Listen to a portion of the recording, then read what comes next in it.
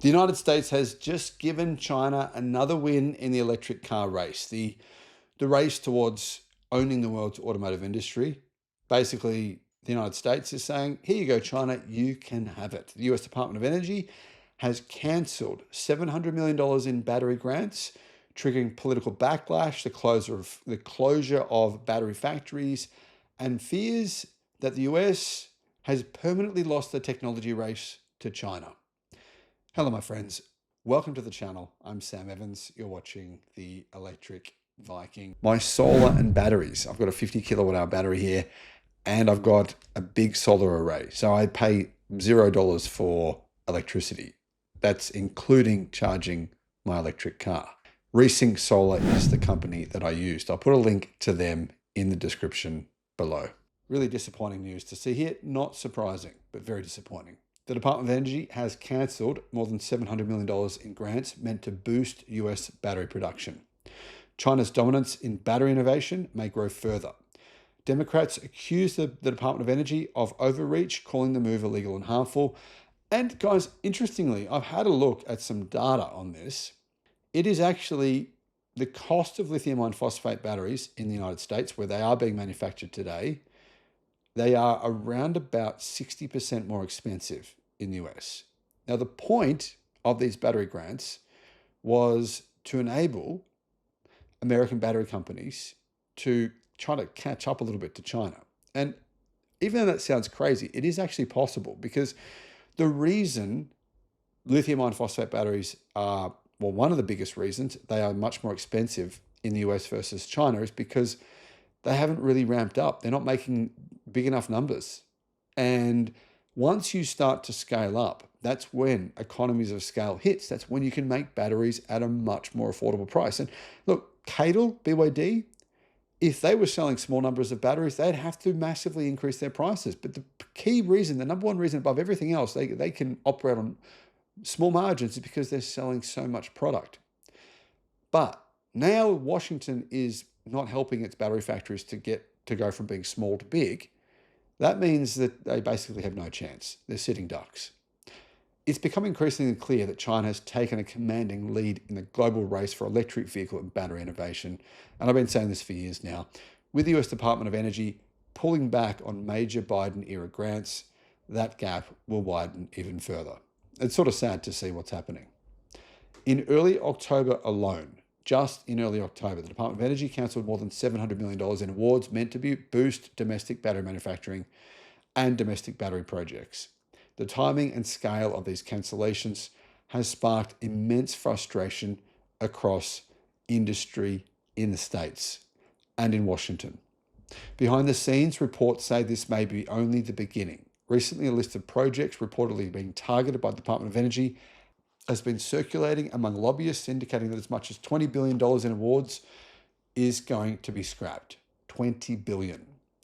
Included in that list and recently confirmed by the Department of Energy were $700 million in grants awarded under the previous administration for battery makers Ascend Elements, American Battery Technology Co., Anovion, and ICL Specialty Products. There was also a grant for glass manufacturer Lux Wall. Why are these cancellations happening? Well, in a statement, Department of Energy spokesperson Ben Dietrich said the projects had missed milestones, and it was determined they did not adequately advance the nation's energy needs, were not economically viable, and would not provide a positive return on investment of taxpayer dollars. Here's the thing, though. I don't think this is about battery projects being economically viable, because if the Department of Energy is looking to cancel $20 billion worth of projects, that's most of them.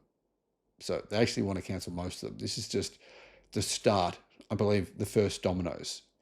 Now, remember, Washington are considering breaking the $1.1 billion EV promise to General Motors and Stellantis as well.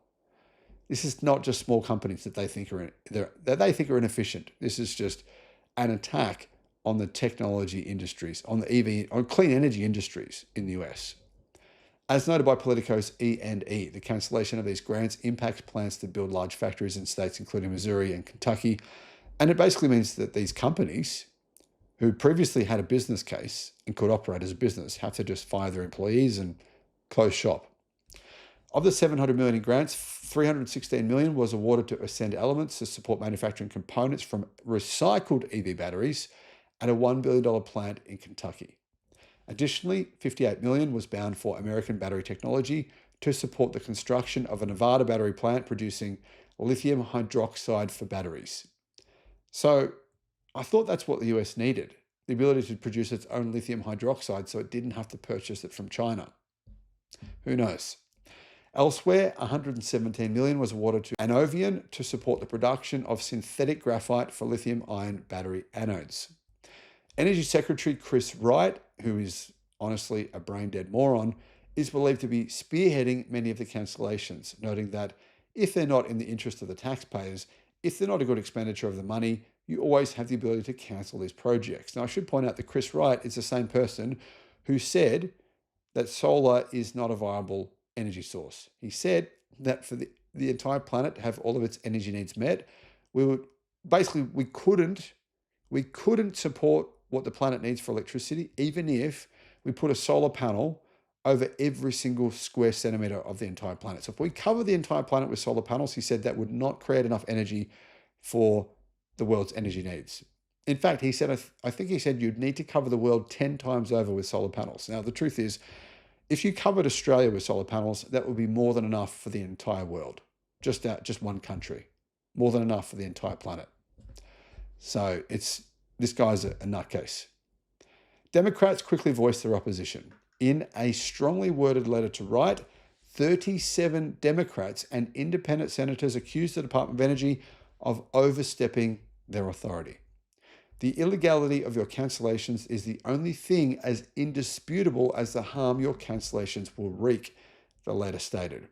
Lawmakers argued that the department must expend these funds and faithfully execute the law, including many programs that have strict requirements for the timing of fund expenditure, purposes, and contractual expectations. Guys, what are your thoughts? Let me know in the comments.